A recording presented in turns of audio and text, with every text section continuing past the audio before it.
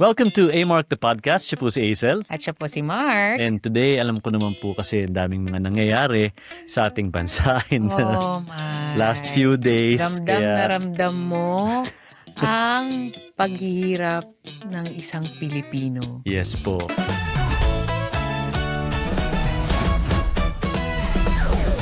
Kaya I'm sure hindi lang naman po kami ang napag-uusapan na yung topic na pinag-uusapan namin kasi konting kwento lang po Itong last few days, yung hindi lang po kami dalawa it was actually yung siblings ko and us na pag-uusapan na po yung bukod sa state of our country, na pag-uusapan na rin po namin yung future ng mga anak namin, ng mga magiging anak namin, and yung Parang dadagdagan mo overall... pa. Oo nga Uy! Uy! Bakit Teka! ganon? May ano yun may ibig sabihin yan. Uy, kahoy, kahoy. Hindi kasi po ganito. Siyempre, pinag-uusapan po namin as parents kung ano na po ba yung best move na gagawin namin bilang magulang para sa kinabukasan ng mga anak namin. And that's where the topic of the possibility ng migrating to another country came about. Because seeing the political situation, economics, safety, is it still wise to raise children here in the Philippines? If given a choice, baka pwedeng sa ibang bansa na lang, hindi ba? Or of course, we still hope that the Philippines will get better. At least, in the next 3 years? Pwede Sana. bang bukas na? Pwede bang bukas na lang po at umayos na ang lahat? But Hi. ang hirap po kasing i-weigh sometimes. Nandiyan po yung side ng Pilipino ako Ganun. May side po na ganun. Meron naman sa kabila na Pilipino ako pero magulang din ako. Uunahin ko yung mga anak ko. Kapakanan ng pamilya ko, ganun. Ang hirap pong i-weigh yung mga aspeto na yun, kumbaga. Dahil Pilipino ka, mahal mo ang Pilipinas, at ipaglalaban mo naman talaga. Yes. Hanggang dulo ipaglalaban natin ang ating bayan, bansa. Pero pag ikaw ay may anak na, mas ipaglalaban mo ba ang iyong mga anak kesa sa iyong bayan? Yeah. Kung nakikita mong yung mismong bayan mo, hindi ka ipinaglalaban. Uy, bigat nun Hindi ba? Bigat nun Parang mas matimbang pa kasi sometimes yung mga bagay bukod sa kapakanan ng mga Pilipino. Yes. Diba? Instead of yung kapakanan ng... Nagiging makasarili na. Yes. Hindi ko lalahatin. Pero ang pinag-uugatan ng karamihan ng problema natin ngayon ay yung mga nakaupo. Yes. May mga nag-hold ng pwesto sa ating bansa. And they're not fighting for us. Yes. Pero ano po hindi po ito political in nature yung usapan namin. We're not gonna dwell on that. We're not. But it's just that doon nagsistem lahat Yes. na what is the future of our children in this country? Yeah. Kaya to be honest, kami po, ilang araw na po namin pinag-uusapan yung, mami, mag-migrate na ba tayo?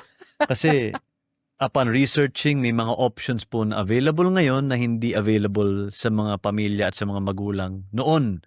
Na posibleng tumira ka na sa ibang bansa, get the benefits and get all the healthcare and all that kung lumipat ka doon. Kaya napag-uusapan din po namin yan. We're being honest, dumaan po sa isip namin yan, dumaan sa conversations namin yan.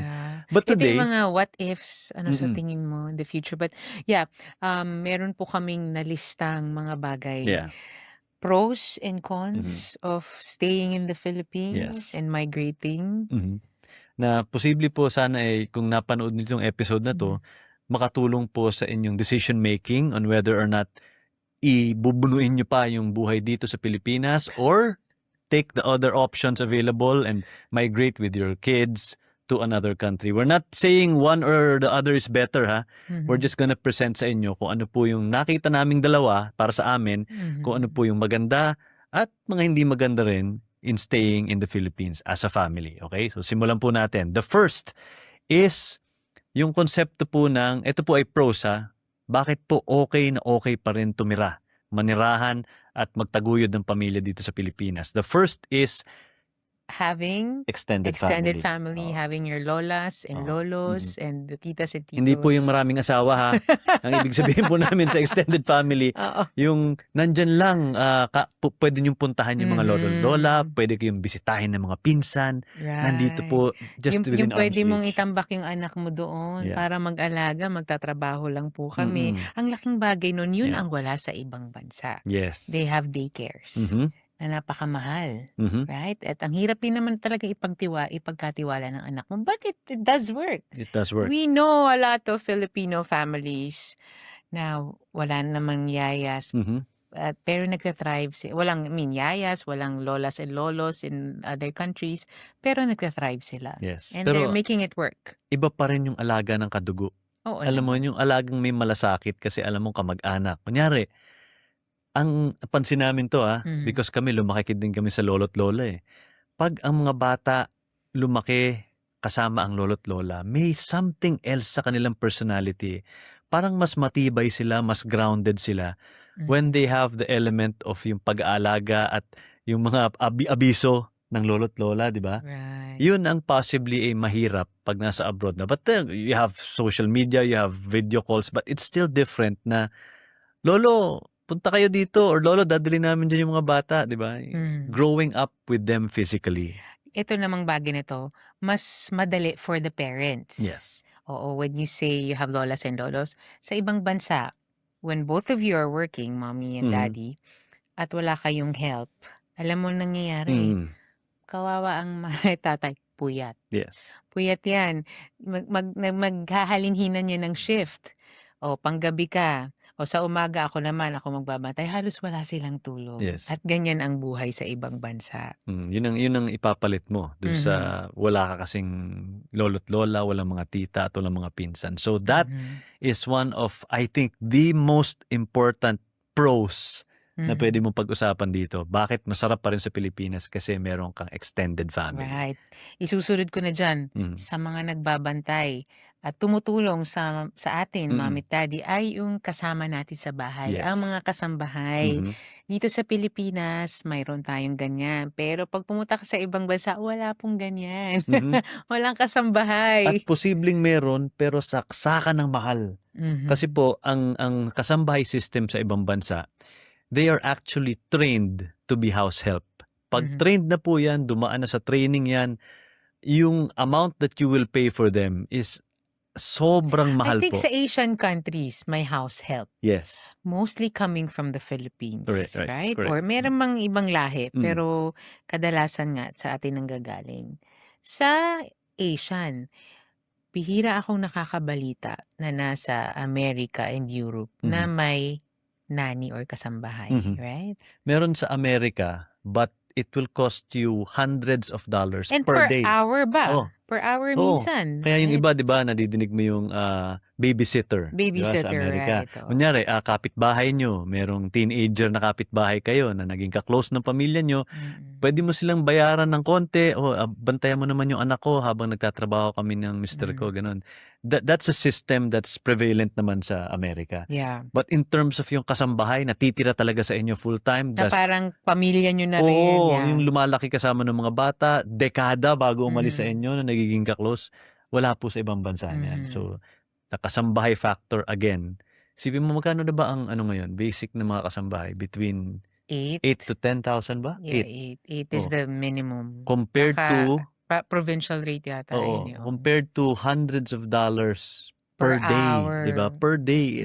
Sobrang hindi siya practical kung iisipin mo, but again sa ibang bansa, that's all that's available for you, 'di Yeah, ba? when you live here in the Philippines, meron tayong maasahang kasambahay.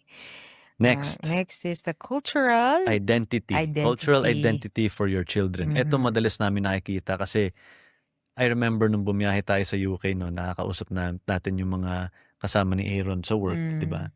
And ganun din yung ginagawa nila. Kung pwede yung isa nagtatrabaho habang isa nasa bahay, and then the other one will take the night shift, papalitan ng umuwi galing sa trabaho. But I think yung nagiging pabigat dito sa kanila is pag Pilipino ka or Asyano ka in a prevalently white society, Yeah. English or American, hindi maiiwasan yung out of the loop ka or may racism na Mhm, nagaganap, di mhm, ba? So, yung bata, especially kung hindi pa buo yung pagkatao niya, parang saan niya hanapin yung identity niya? Because mhm, looking around, no one looks like him, no mhm. one acts like him. So, parang yung feeling niya, different siya agad. Where do I belong? Where do I belong? Am I a Filipino? Mm-mm. Or if you're based in the UK, am I English? Mm-mm. Diyan din papasok yung hindi naman to sa I'm not saying it's in UK, but Mhm. may racism din kasi, right? Yes. Mhm. So, yan, kung nandito ka sa Pilipinas, hindi mo mararamdaman yan Mm. kasi kapwa Pilipino. Pero dun nga, mararamdaman mo yan sa ibang bansa. Tapos ito naman, Mhm, yung careers and mhm, communities. O for example, kasi ang bibigyan na lang namin example yung sarili namin. Dito, ako, sports commentator, television host, marketing guy. Na-establish ko na yung career ko dito. So kumbaga, yung nagkaroon ako ng kahit konti, meron tayong pangalan dito sa Pilipinas. And mhm. just like you, di ba? Yeah, I'm a singer, an Mhm. actor, and And you're recognized na nasa TV recording ka, nakikita ka sa artist, yeah. theater, di ba? Mhm. We established that here. Yeah. Pagdating doon, You start from scratch. wala nang nakakakilala He sa'yo. starts from scratch. No At one, minsan pa yan, mag-change career ka na talaga. totally. Oo. Yung iba nag-aaral Mhm. para ibahin talaga yung karera. Yes. Kasi yung iba nagiging nurse Mhm. kasi yun yung in demand, Yes. right? Or magiging teacher. Ibang-iba sa kung ano yung trabaho mo dito sa Pilipinas. Meron pang mabigat doktor dito. Pero pagdating abroad, nag-aaral ng nursing. Yeah. Kasi, Mhm. apparently, mas madaling magsimulang magtrabaho ng nurse sa ibang bansa kaysa doktor. Kasi sometimes, the doctorate credits that is accepted here, Mhm. you have to take more courses pagdating mo doon para Right. ma-establish mo yung pagiging doktor mo. Kung dito office worker ka, Mm. pagdating mo dun blue collar job ka. That's right. Sa totoo lang sa ibang bansa ang garbage collector Mhm. ay malaki ang sweldo. Totoo. Meron kang kakilala nagda-drive ng bus. Meron akong batchmate sa Ateneo, very smart guy, karinyoso, magaling, talented. I'm sure he tried working here as well. Pero he went abroad. Ang trabaho po niya yung nagda-drive siya ng bus na malaki, yung I don't know what it's called, parang yung bus na nagbe-bend sa gitna na ganun. Yeah. That's his job. I have another friend naman na established family dito. They've been known for being jewelers na talagang yung family nila is known for being yung alta syudad na pamilya. She went abroad, decided to pursue her own career. Alam mo trabaho niya, babae to She's a crane operator. Right. She became a crane operator. I don't know now, but that was years ago. But she carved her own path kung ano yung pwede niyang masimulan na eto ang career ko. Okay. Yung ganun. Oo, itong usapan natin na pupunta na sa pro ng Yes. migration. Oo. What we're saying is talagang mag-change. Marami mag-change lalo na sa trabaho ninyo kung kayo ay lilipat ng ibang bansa. Yeah. At yung major change na yun could be something like hard or taxing, but as Filipinos, napakagaling natin mag-adapt. That's right. Right? Ito, isa pa. Probably the most relevant dito sa listahan natin, yung relative cost of living. Pag Mas mura pa rin dito. Mas mura pa rin. Oo. Kasi kung titingnan mo sa ibang bansa, maganda ang pamumuhay, maganda ang benepisyo, pero yung taxes din nakaakibat nun, malaki. So dito, kung pwedeng yung lalaki lang nagtatrabaho, yung nanay nasa bahay taking care of the kids, sa ibang bansa hindi pwede yun. Di ba? Though, ang sabi sa akin ng kapatid ko na nurse sa ibang bansa at umuwi dito, sabi niya, grabe ang mahal na rin pala sa Pilipinas. Nagulat siya na pag nag-grocery siya, ito yung binayad niya, napakalaki, ganito lang ang inuwi niya. Ano yung reklamo niya? Bumili sila ng 1 kilong patatas. Taalala mo yun? Oo. Patatas lang. Nagulat siya na ganun yung presyo. Kasi naman sa SNR ka bumili. Kaya sa wet market ka bibili, makakatawad ka, di ba? Oo. So yun lang. Those were some of the pros na pwede nating pag-usapan that makes the Philippines still okay to live in. Okay? Ngayon, syempre, kung may pros, meron din tayong cons. Bakit ba napakahirap magstay na sa Pilipinas ngayon? kung kayo ay may pamilya. We've been talking about this, the rise, Mhm. and sa cost ng education, Yes. napakamahal. Kung gusto mong i-enroll ang anak mo sa private Mhm. school, ay talaga namang duduguin kayo. At ang hirap pa nito, kailangan ba talaga sa private lang Mhm. makakuha ng magandang edukasyon? Yes. Sa public, hindi. Mhm. Dapat hindi nahuhuli eh. Dapat If you look at it Mhm. closely, dapat hindi. Dapat walang masyadong malaking divide yung dalawang yun. Sa ibang bansa, hindi naman eh. Kahit sabihin mong public school na libre sa ibang bansa, Libre. quality pa rin yung nakukuha nilang Yes. education. But I'm afraid it's not the same here. Hindi mo pwedeng sabihin yun. Ano Mm. yung presyo nung sinabi ni Simon sa atin? 160,000 for what grade? Oh, no. Sa Binild ba yun? Hindi. Ako yung dito yun, grade school. Grade school. Grade school, nasa grade 2, 160. 160,000 a year. Saan mo It's just grade pupulutin 2. yun? Yeah. Di ba? I mean, and lumalaki siya. Look yung inflation rate natin reached 1.5% in August 2025. So, ang nangyayari dito, yung mga private schools, ang gusto nila, 3% to 12% increase Each. for school year 2024 to 2025 academic year. And palaki po ng palaki yan. Yes. Kaya nga umabot tayo ng ganito eh. Isipin mo. Sabi ko nga, nung narinig ko yung, may nakausap lang kasi akong parent noon, naghihingi ako ng advice kung where to put Zandrine pagka nag-grade 1 na siya. So, tinanong ko lang po, ano po bang tuition fee if I may, ng grade 2 yung anak? At sinabi niya nga 160. Sabi ko talaga, wow. Sabi ko, parang nagpakolehiyo, no? Ang sabi nung nanay, hindi nga ho tayo umabot sa 160 nung Yeah. college tayo eh. Hindi talaga. So imagine yung college ngayon. I-comment down nyo below kung magkano ang tuition fee ng college nyong anak. Huwag nyo nang i-comment, natatakot kami. Dahil ako lang, comment nyo na lang. Kaya napag-uusapan po namin i-homeschool na ba natin? Pero tiningnan namin yung rate ng homeschool kasi bibili ka pala ng modules. Yeah. Tapos, ilalabas mo yung mga bata. Mahal din eh. Medyo mas maliit ng konti. Oo. Pero iba naman, ibang usapin din yon na gusto ko rin i-tackle in the future. No. Tapos, ang isa pang nakakalungkot is bakit yung quality education dito is only attainable by those who have money to pay. Yeah. 'Di ba? Parang isn't that a right of everyone to have quality education porke may pera ka o hindi? Dapat katulong din ng gobyerno diyan eh, 'di ba? Yun ang kinaiinggit natin sa totoo lang sa ibang bansa. Dahil kapag ikaw ay citizen ng isang bansa, automatic yung anak mo will get good education in a public school. 'Di ba? Ay, sana alam mo yun. Department of Education, hello. Ay, busy po sila.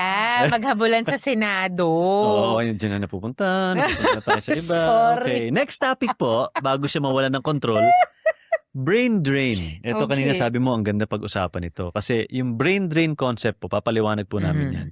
Ang brain drain po affects so many things. Affects education, affects economics, affects the political scene. Pati kultura apektado po niya. Kasi po ang brain drain, ibig sabihin po niyan, yung pinakamagagaling sa lahat po ng industries and contexts na sinabi ko. Lahat po sila mas pipiliin pumunta sa ibang bansa dahil yung talento at galing nila, they get paid good for that. Right. We're not saying na wala nang matinong natira sa Pilipinas, pero nagkukulang na po. Dahil karamihan talaga ay nangingibang bansa na. Example, shortage sa ating medical staff. Yes. Pag pumunta ka sa ospital, short po kami ng nurses. Bakit? Saglit lang sila doon, maybe a year or 2 of practice, and then everyone they fly. Dahil better ang sweldo, better benefits. Magkano na ba ang starting ngayon? Hindi ho bubuhay ng sarili. Yes. Hindi bubuhay ng sarili. Ang sweldo ng starting ngayon, pamasahe mo lang, pagkain mo lang, kulang pa. Nag-abot ka ng kaunti para sa bahay. And that's it. Yep. Right? So, if you're a professional na kailangan mag-provide for a family, let's say, of 4, Mhm. or gusto mo pang suportahan ang magulang mo at nagpapaaral ka pa ng mga kapatid, wala. Abroad is the way. Tsaka isipin mo, Sadly. yung the best doctors, Mhm. wala na po dito. The best nurses, wala na po dito. Some of the best engineers, fumlay na po. So, ibig sabihin, Again, we're saying not all of not them. all. May I mga mean, naiiwan. meron pa rin dito na talagang kaya nila. Maybe, they have established Mhm. themselves.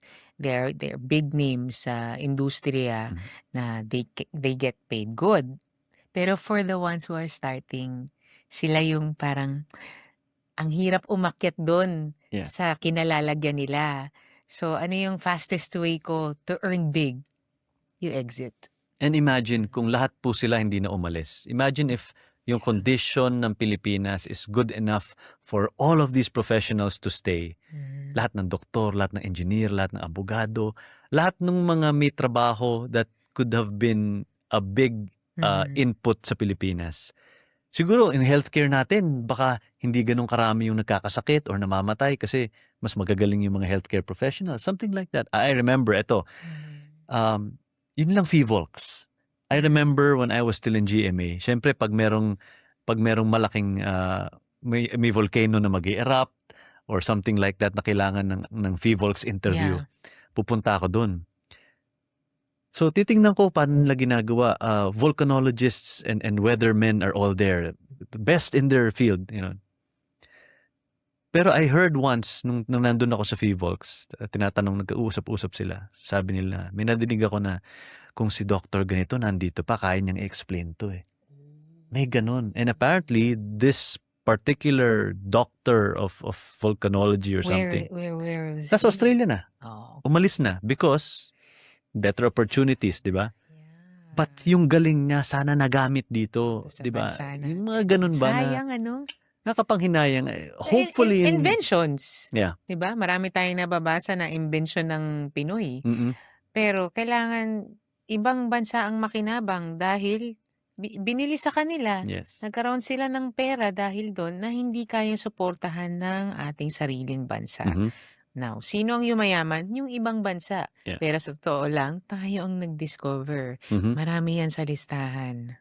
Ito susunod, konektado dito sa sinasabi namin. Mhm. Free universal healthcare.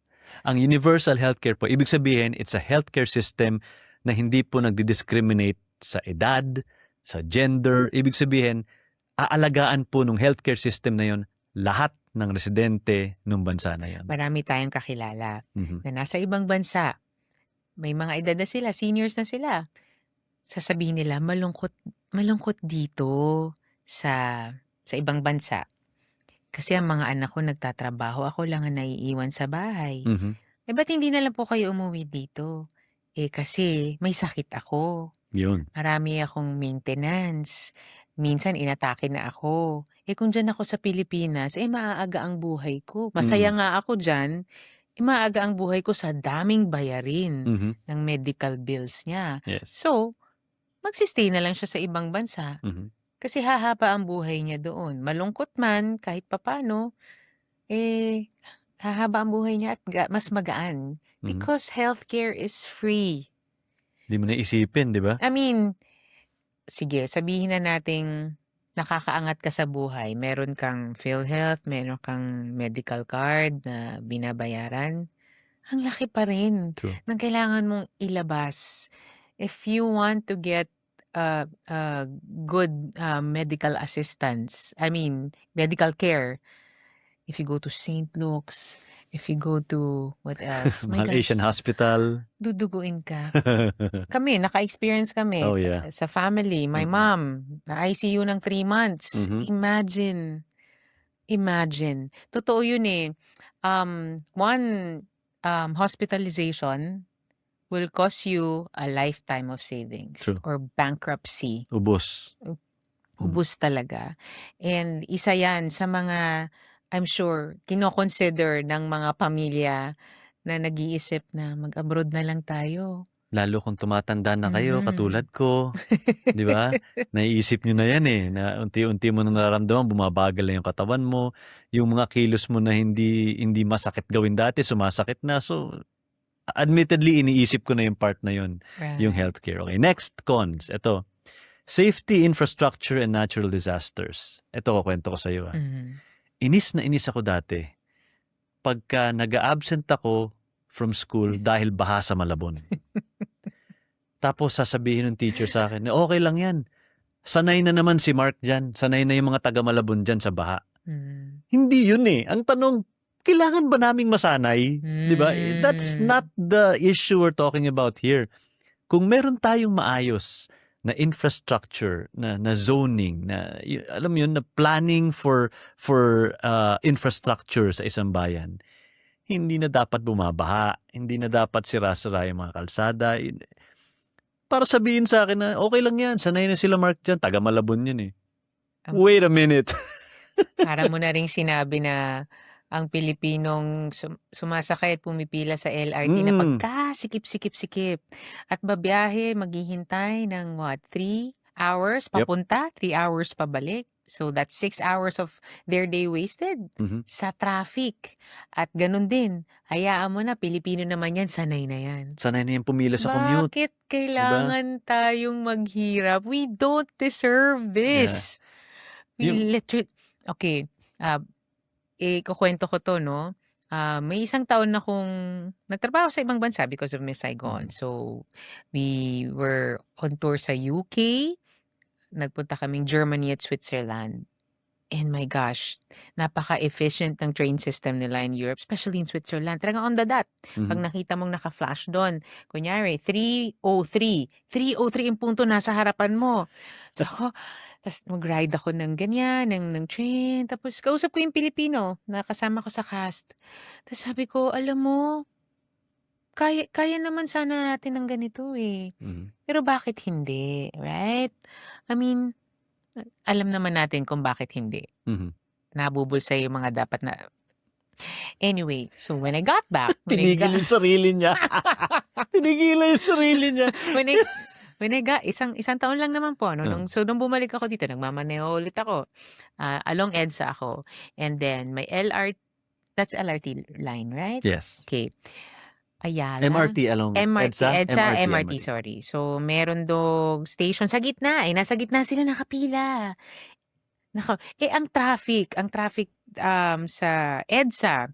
So, na-stop lang akong ganyan. Ewan ko, baka hormonal ako nung araw na yun. Habang nakastop ako, tinignan ko yung pila. Tapos parang tinignan ko isa-isa yung mukha nila, Daddy. Ito talaga nangyari po talaga. Isa-isa ko tinignan yung mga mukha nila na mukhang pagod, na drained, na pawis, na malungkot. Alam mo, naiyak ako habang nasa loob ako ng sasakyan. Alam mo, parang naramdaman ko yung paghihirap ng bawat tayo nila doon. Lahat ng pinanggagalingan kung bakit sila nandun, nagtsatsaga, nagsusumikap para kumita ng pera. Wala silang choice. Yun ang pangit. Wala kasi tayong choice. Right? So, yeah, that's really sad. When will this improve? Kailan po natin mararanasan ang maayos na transportasyon, maayos na healthcare system, education, gobyerno? Yun na nga yung susunod na cons eh. Ewan ko, sisimulan na naman ni Isel, patay tayo. Sige. Alive Ayoko na na alive sana ako pag puntahan ito to yung eh. usapan. Ayoko na sana puntahan tong last cons natin eh. Sige, Kasi ikaw na. political instability and governance. Okay, explain pa po ba natin, mga kababayan? Di ba? I mean, yung government natin, sadly, is focused on things na hindi magpapabuti sa buhay ng normal na Pilipino. That's a sad reality. Yeah. Imbis na gumawa sila ng mga bagay na magpapaayos sana sa buhay natin, they're focused on other things. They're focused on the wrong things. So, yun You're putting it nicely. Too nice. Because I don't wanna be negative eh. Alam mo, ayoko nang i-imbibe sa kanila yung negative spirit. But just to summarize what's going on in this country, we don't need to explain why. Right. Di ba? Yun talaga eh. Vietnam used to be way, way, way below Singapore. us. Singapore, right? And look at them now. Singapore, mga kababayan, they have nothing. They don't have natural resources. They don't have minerals. They don't have ports. Yung natural environment ng Singapore is basically flat. There's nothing there. And- Pero tingnan mo sila. Ang ayos ng lahat. Their systems, their society, they follow rules. They respect authority. Mhm. Kaya din naman natin yun eh. Pero bakit di nangyayari? I'm sure na pag-uusapan nyo na sa kanya-kanya mga bahay o pagtitipon nyo, kailan kaya natin masisilayan yung maayos na Pilipinas? Yeah. Is it in our definitely not in our generation. Hopefully, our kids, diba? Or wag naman yung grandchildren, sana maranasan ng mga anak natin yung maayos sa Pilipinas. And yun nga, nag-ring sa akin talaga nung sinabi mong, sanay naman. Di ba? Sanay ka naman na dyan eh. Alam po nating lahat. Alam natin lahat na hindi dapat ganito. And yet, I'm sure, hindi tayo okay. But then again, wala tayong choice. Yeah. So, paano ba natin susolusyonan to? Alam din naman natin yun. Pumili ng mas maayos na kandidato pag dumating ang araw. Huwag tigilan ng pangangalampag. And, Meron ako nabasang article na kind of gave me hope for the political situation nitong Pilipinas. Sabi nila na etong cycle of picking the wrong candidates, of picking yung mga hindi credible na mga tao para humawak ng responsibilidad of taking care of the country. Nababago daw yan eh. It's a cycle.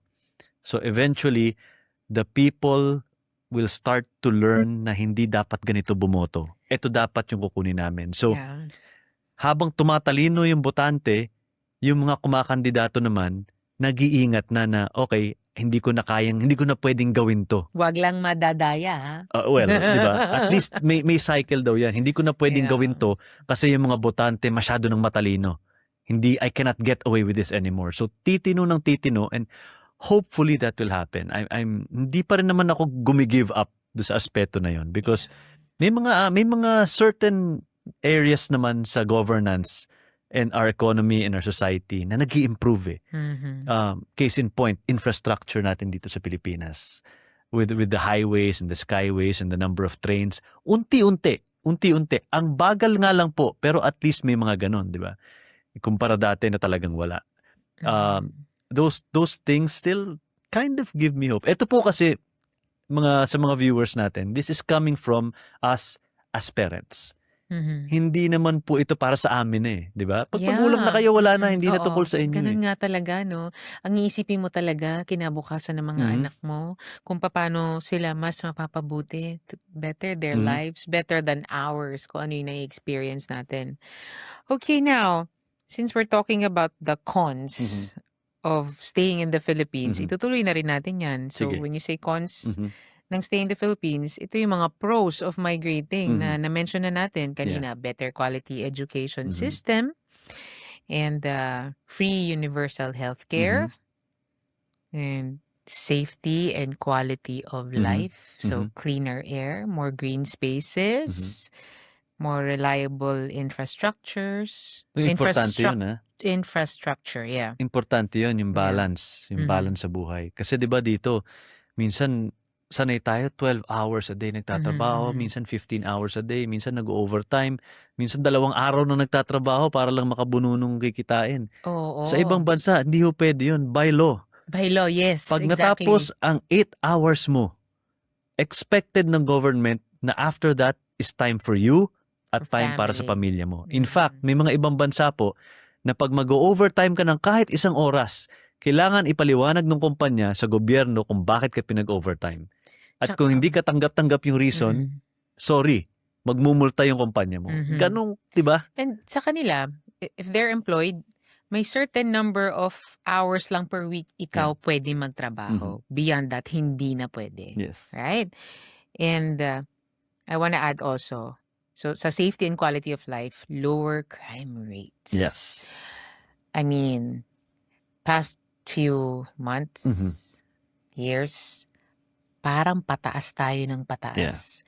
I don't know if it's because of social media na kada krimen, Mhm. CCTV, video, but yeah, pataas po ng Mhm. pataas. Ikaw, as a former journalist, Well, I saw the worst. why? Why is it happening now? Mas lax ba ang ano natin, ang pulisya, o wala na ba silang paki? Ano Hindi ba? siguro eh. Yung pulis naman natin, base sa nakita ko nung nagtatrabaho pa ako bilang reporter, yung mga pulis natin, mas marami pa naman ang gumagawa ng tamang trabaho. Mhm. At thankful for that, Okay, at so least up to now. mas maraming masamang tao ngayon dahil sa kahirapan? Feeling ko yun ang Yung number one oo, issue yun eh. ano? Oo. Talagang kulang na kulang para sa pamilya. Kaya alam mo yun, kumakapit sa patalim. I think that's the primary reason. Nakikita nyo naman yung mga interview, di ba? Sasaksakan ng mic to yung suspect. Ba't mo ginawa to? Wala po akong pambili ng pagkain. May sakit po yung asawa ko, may sakit po yung anak ko. Nito nga lang Laging ganun, di ba? sorry, nabasa ko lang to kanina this morning. Para siyang nagbabusking. I forgot kung nag-harmonica ba siya. Basta he's an Street performer. he's a 68-year-old man, Tanda lolo, na. na hinuli siya ng pulis eh. Hindi ko alam kung bakit, baka kasi pinagbabawal na area siya. Okay. Okay, hindi ko nalaman kung ano talaga yung punot dulo. Pero kasi in the story, pinakawalan na siya. Mhm. Yung nabasa ko.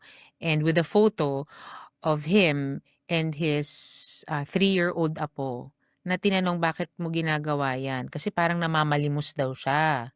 Okay. But don't they know it's called busking? If you're not doing this, Namamalimos. nangangalabit kang Oo. gano'n, yun ang palimos. Pumutugtog siya ng Oo.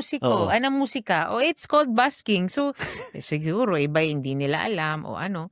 Hinuli nga daw. Oo. Tapos, ba't mo ginagawa yun? Para sa apo ko. Para buhayin yung apo niyang 3 years old. Tapos nandun Yes. sa photo na parang, guys, bakit natin siya huhulihin? Marangal na gumagawa ng Marangal na paraan. hindi siya nagnanakaw. Yeah. Na ang dami doon na magnanakaw po sa flood control, hindi natin Okay. Hawakan hindi ko na natin mic. hinuhuli. Okay na tayo. Relax. Saan na tayo mapupunta? Okay. Pero yun po eh. I think you understand na po kung saan kami nanggagaling dito eh. Hindi naman po namin i-consider talaga itong lahat ng migrating na to. Kung as magulang, okay kami dito at nakikita namin na may pag-asa yung mga anak namin na mabuhay ng marangal, ng safe, at hindi magkakaroon ng problema pag nagkasakit, sila at kami. Pero hindi eh. Kaya I think it's but natural na mag-isip ang mga magulang ng ganito. I'm sure hindi lang naman tayo, di ba? But again, ikaw ba, do you share the same sentiment as I do na gusto ko na talagang umalis dito? I will be honest. I want to leave the Philippines. Sa eskwelahan namin na ang pinanggalingan ko, and also because I was a public official for a while, I was SK. And yung experience mo na gusto mong tumulong, na pagtanda mo gusto mong tumulong, gusto mong to make a difference in your society, I know I still have it there. Yeah. But things changed when I had children. Yeah. And seeing all these things in front of me, lahat ng kaguluhan dito sa ating bansa, and looking at my children, should I raise you here? Ano ba? Mas mapapabuti ba kung nandito tayo? At i-pursue ko yung gusto kong tumulong and make a difference dito sa ating bansa? Yung paggawa ko ng music, yun eh. Gusto mong, alam mo yun, maka-uplift ng spirit. But then, you have your children now. They're my priority. And I don't know, I just don't see a good future in the Philippines now, now. But of course, we pray, we hope that things will change. Not overnight, pero sana. Diba? Kasi ang sarap naman talaga mabuhay dito. Sobra. Masarap na kasama mo yung pamilya mo. Hindi mo kailangan mag-adjust sa ibang lahi. And we get to do the things, yung trabaho natin. I mean, kaya kung, I mean, we get to keep it, Yeah. right? And do the things we love. But yeah, Wala, iba na yung kung punto de may, vista eh. oo, kung may changes na kailangan gawin ng isang pamilya, well, hindi namin kayo masisisi. Mm-mm. Right? Hindi naman po kasi, hindi namin po sinasabi na, oh, malis na kayo or magstay na kayo. Mm-mm. We're just trying to tell you yung laging laman ng pag-uusap namin in the last couple of days. Kaya po ito yung topic na napili namin. And kino-consider po namin siya. We're not totally 100% sure that we want to leave. Mhm. We have reasons na naisip namin, uy, dapat umalis na tayo. Pero meron din kami mga reasons na, ay, dito na lang tayo. So, it's a juggling act, so to speak, kung ano yung mas matimbang sa'yo. Iba-iba po yan, magiging punto de vista. Saka hindi naman lahat kasi may access na umalis. Yes. Kasi hindi po biro yung gagastusin yung pera if you want to migrate, ha? May mga bansa na kailangan meron kang certain amount para itaguyod yung sarili mo in a certain number of months para payagan kang pumunta doon. May iba naman natutulungan ka agad pero ang tagal ng proseso. Some will take years bago ka maging permanent resident. So ang dami pong factor na iisipin. And again, I think the biggest hurdle na kailangan mong talunan dito is iiwanan mo lahat when you leave. Family, friends, yung pader na pinagawa namin last week na hanggang ngayon tinatapos pa. Sabi niya nung isang araw, pinagawa natin to tapos aalis tayo. O, di ba? Ganun kasimpleng bagay. Pagagandahin natin tong Oo. bakuran tapos aalis tayo. Hindi, napag-uusapan lang naman po. And I'm sure you parents, you feel the same way, right? We only want the best for our children. And sana dito pa rin. Mhm. I want that. Sana dito pa rin. Sana mabigyan tayo ng konting, alam mo, hindi konti, mas matimbang na reason to stay. Mhm. For our kids, ha? Not for us. Right. For our kids. Diba? Let us know what you think. I Mhm. mean, I'm sure parents, ganito rin ang nagiging usapan nyo. Mhm. Well, ang nangyari naman kasi sa atin, tuloy-tuloy lang ang trabaho. Yeah. Pero ang pagtatrabaho, saan ba tayo dinadala nito? Mhm. Ano lang pang bills lang right? Yeah. Pang hanggang this month lang. Mhm. Pero we really don't see the future, honestly. And we can only hope and pray na i-guide tayo ni Lord. Yun Yeah. naman gabi-gabi sa pagdarasal, Lord, you show us the path, kung saan niyo po kami gustong dalhin. Lord, katukin mo yung Senate. Please, Lord! Konting katok lang. Katukin mo yung executive branch, yung legislative branch, yung judiciary branch. Yes. Lord, I mean, Lord, alam kong itong Senado, tsaka impeachment, pantakip din niya sa flood control.